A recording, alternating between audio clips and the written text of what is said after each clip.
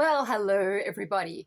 Let's talk about the full moon, and I'm going to give you some affirmations, mantras, and guides on how to use the magic of the full moon to enhance your life.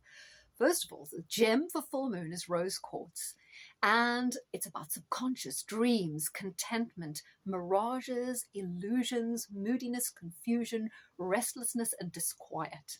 Quote, everyone is a moon and has a dark side which he never shows to anybody. Mark Twain. Now, as you know, probably know, the full moon is when the sun and the moon are in opposite zodiac signs. For example, now we have Sun Taurus, Moon Scorpio creating the full moon, which will be on the 12th of May. But in general, this is all about the power of the full moon. And its power begins about 3 days before and extends to 3 days after. So this is like a 6-day phase, which is most commonly associated with love and romance, but also with intuition. So the full moon indicates that your plans can now come to fruition. There's something tangible to latch onto, and it's clear now that, successful or not, you've been with projects and initiatives that you started at the new moon, and it's now time to back off or double down and build. So this period is strongly related as well to your intuition and your subconscious. And the symbols you see now in your dreams are worth investigating as clues to what's going on at a deeper level. So typically at the full moon, dreams are more vivid, possibly more disturbing. They tend to be more significant. And it may be important to analyze your dreams as a way of reaffirming what's actually going on in your life, introducing that self-honesty I talked about in the other vlog. It's also a time when reflex actions, when subconscious motivations can influence you far more than you think. So it's a time when you can be rather more subjective and possibly not necessarily rational or using common sense. And the phase following the full moon is one where you have to be more objective. But right now, it is important to pay into your instinctive responses to people and situations, and needs should not be discounted, even though you should recognize that they're very emotionally led and may be triggering by events in your life. So it's also important to understand how what happens right now is related to things buried in your deep past or your more recent past, which therefore definitely have more significance for you. And during the full moon phase, you can react more strongly to events, especially when they trigger memories or open wounds, but they open a channel for healing. There's also a sense of having to tame the more wild, restless side of you and bring it under control so that you can kind of focus all your emotional energy, direct it in a positive way. If you're the kind of person who typically has low impulse control and you're more drawn to activities which you feel nourish and restore and reward you, you can have lots of cravings and want to binge do things, right? So this shouldn't really be a time when you're Spartan, okay? It shouldn't be a time of austerity or where you put yourself under enormous stress or strain. It's more a period to get a little bit more sleep, take a slight breather, and indulge. Do a little bit of what you fancy, it'll do you good. So you also feel more in touch with your shadow self during the full moon. Your repressed weaknesses, shortcomings, and vulnerabilities can be more exposed. And the vulnerabilities are also what cause you to perhaps act irrationally. So you need to understand that this is a time when you have to be very aware of projection.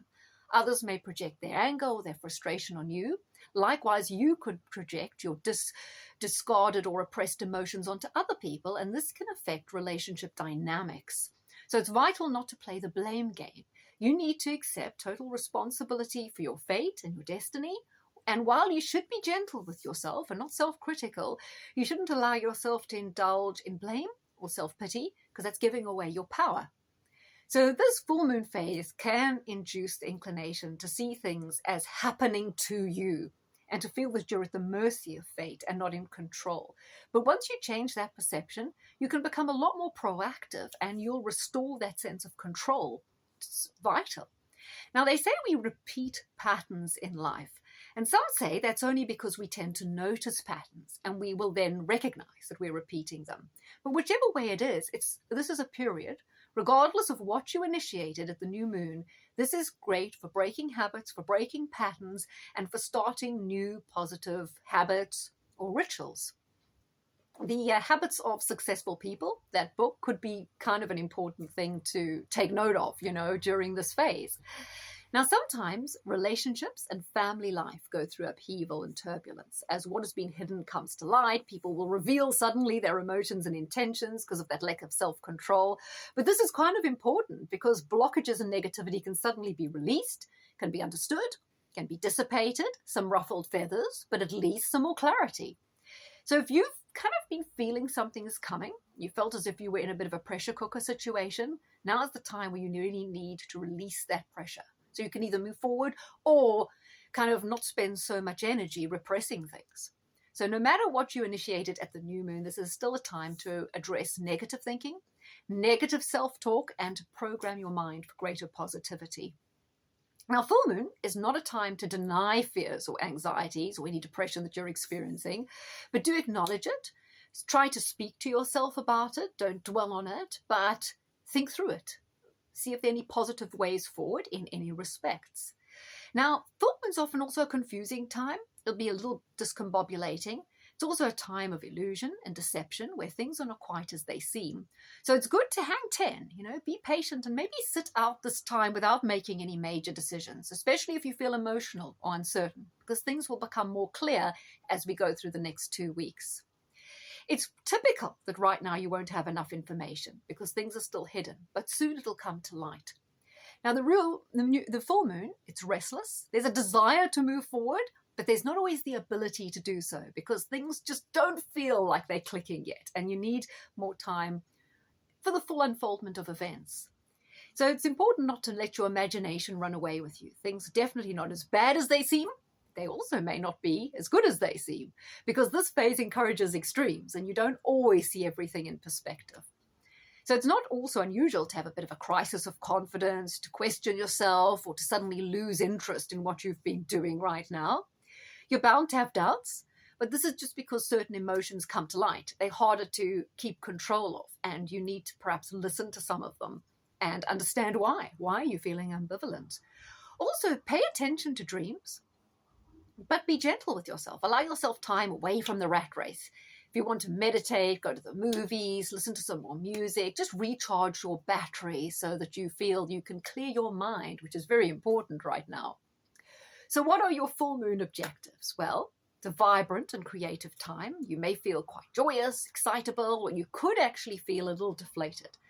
Either way, decisions can't necessarily be made right now because of this fluctuating thing going on with your feelings. So in terms of relationships, particularly when you have a Taurus, Scorpio, full moon, it's important to go out with other people, engage. Don't put too much pressure on your relationship. Do things with other people. It's also a great time to check out opportunities that may have arisen as a result of your hard work in the last 2 weeks or doors you might have opened. For couples, this is a great time to enjoy each other's company and spend time together, but get away from it all. A date night, weekend away, spend time with different kinds of people and in different places because it has to be a recharge, getting away from the rat race. Key affirmations. All is well in my life. Everything is working out for my highest good. Number 2, this too will pass. Very important one, that. I inhale calm, serene energy, and I'm soothed by powerful and pure white light. Good will come from the current upheaval. Okay, guys, I hope that was helpful in you utilizing the full moon energy, understanding it better. I know so many people always say to me as astrologer, oh, it's full moon, I had these dreams, I'm feeling a bit edgy, feeling slightly more stressed, or I feel a little bit tearful. It's all totally part and parcel of it, but it's very important to process these emotions and understand them, particularly when you have a Scorpio full moon like we have now in May. Relationships are key. Also, when we have the Capricorn new moon, relationships very, very important as well, as well as life direction. Next month, when we have the Sagittarius new moon, while Sun is in full moon, while Sun is in Gemini, dealing with restlessness, absolutely key. The Libra, well, it'll be an Aries full moon that comes up in October when Sun is Libra, very important for relationships as well. Every full moon has a slightly different energy.